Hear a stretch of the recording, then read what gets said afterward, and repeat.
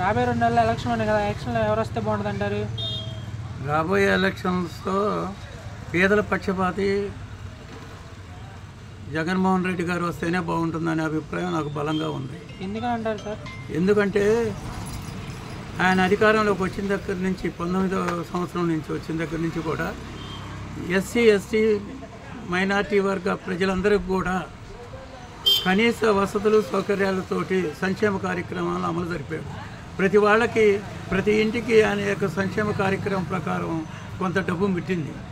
ఆ డబ్బు ముట్టడం ద్వారా వాళ్ళ ఆరోగ్యంగాను మరి బాధ లేకుండా ఉండటం కూడా జరిగింది. అందువలన ఆయన్ని కాదని ఓట్లు ఎవరికో వేసే పరిస్థితి లేదు. ఖచ్చితంగా జగన్కే వేసే పరిస్థితి ఇలా స్పష్టంగా కనపడుతుంది.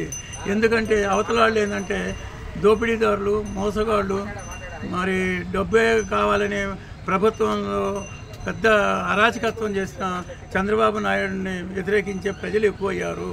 అందువలన అతన్ని ఖచ్చితంగా వ్యతిరేకించి మళ్ళీ జగన్నే గెలిపించాల్సిన బాధ్యత మనందరి మీద ఉందని ప్రతి గ్రామంలోనూ ప్రతి ఇంటిలోనూ ఈ యొక్క పండగ చేసుకునే పరిస్థితి ఉంది.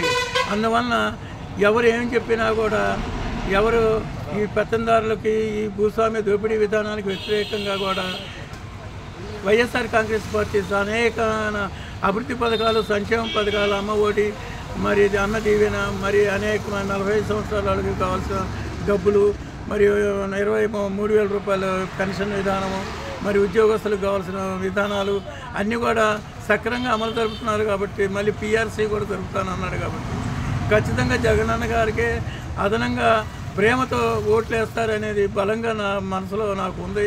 నేను కూడా మరి 10 సంవత్సరాల నుంచి వైఎస్ఆర్ కాంగ్రెస్ పార్టీలోనే ఉన్నాను ఆయన దగ్గర నుంచి. మరి నేను కూడా కొన్ని బాధ్యతలు సెక్రటరీగా కొంతకాలం పనిచేశాను. ఇప్పుడు తాడికొండ మండల డైరెక్టర్గా కూడా నేను ఇప్పుడు ప్రస్తుతం పనిచేస్తున్నాను. అందువలన రాబోయే కాలంలో జగన్గా మంచి రోజులు వస్తాయి, మళ్ళీ జగనే సీఎంగా చూస్తానని నాకు బలమైన కోరికగా ఉందని మీ దృష్టికి తీసుకొస్తామని ఉద్దేశంతో చెప్తున్నాను. రాజధాని గురించి ఏమంటారు? రాజధాని కూడా రాజధాని అంతా కూడా పెత్తందారులు, భూస్వాములు యొక్క దోపిడీ నిలయంగా మారింది.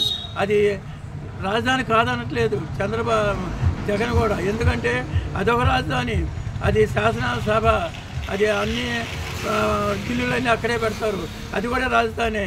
అడ్మినిస్ట్రేషన్ విశాఖపట్నం, కోర్టే కర్నూలుకి.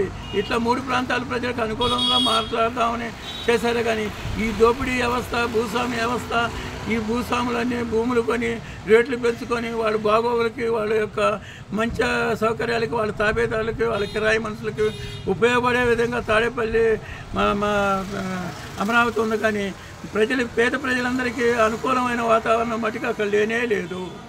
కాబట్టి అది 3 రాజధానులు అనే మాట చాలా మంచిది అనే అభిప్రాయం నాకుంది. 3 ప్రాంతాల ప్రజలు కూడా అంగీకరించి జగనన్నకే ఓట్లు వేస్తారని ఇంకా బాగా నమ్మకం నాకు కలుగుతుంది.